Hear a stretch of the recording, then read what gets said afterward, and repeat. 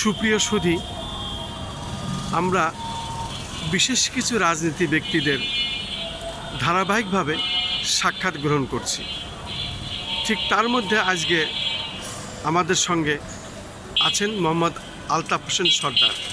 উনি প্রতিষ্ঠাতা সাধারণ সম্পাদক, বাংলাদেশ জাতীয়তাবাদী দল কেন্দ্রীয় কমিটি। বিগত দিনে কর্মজীবী দল, হ্যাঁ, এই কর্মজীবী দলের প্রতিষ্ঠা থেকে আপনি আছেন। তবে বিগত সময় 17টি বছর আন্দোলন সংগ্রামে আমরা একসাথেই ছিলাম। রাজপথে আন্দোলন সংগ্রামে আমরা শরিক হয়েছিলাম এবং অনেকেই আমরা বিভিন্ন সময় আহত হয়েছি, সুস্থ হয়ে আবারও আমরা আন্দোলনে নেমে এসেছি। তার মধ্যে আপনিও একজন। আপনার প্রশ্ন আমার কাছে এটাই যে, ধরেন একটা স্মরণকালের বৃহৎ একটা বাজেট আমাদের দেশে পাশ হয়েছে। এই বাজেটকে আপনি কেমনভাবে দেখছেন এবং কিভাবে আপনার কর্মজীবীদের জন্য উপকারে আসবে, কাজে আসবে? যদি এই বিষয়ে কিছু পয়েন্ট আপনি বলতেন। আপনার নাম পরিচয় দিয়ে বলুন। বিসমিল্লাহির রহমানির রহিম। আমি আলতাফ হোসেন সর্দার, সাধারণ সম্পাদক, বাংলাদেশ জাতীয়তাবাদী কর্মজীবী দল কেন্দ্রীয় কমিটি।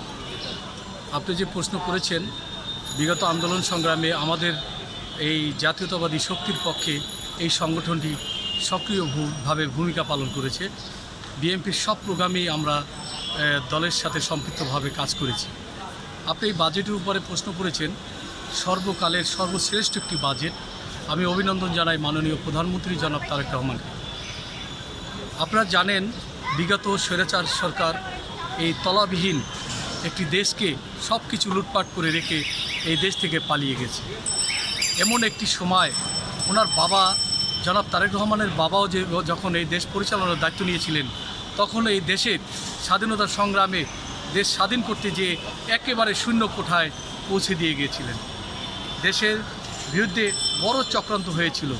পাকিস্তানি হানাদার বাহিনী এই দেশটাকে ধ্বংস করে দিয়েছিল। তখন ওনার বাবা এই দেশের দায়িত্ব নিয়ে আবার আস্তে আস্তে স্বনির্ভর বাংলাদেশ গড়ে তুলেছেন।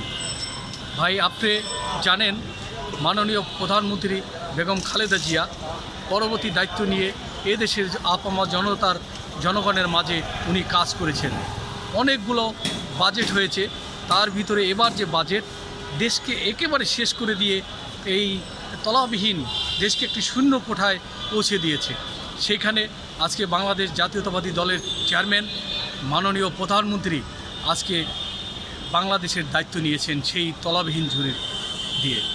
এখন আস্তে আস্তে আপনি দেখছেন উনি ক্ষমতায় আসলো 3 মাস অতিবাহিত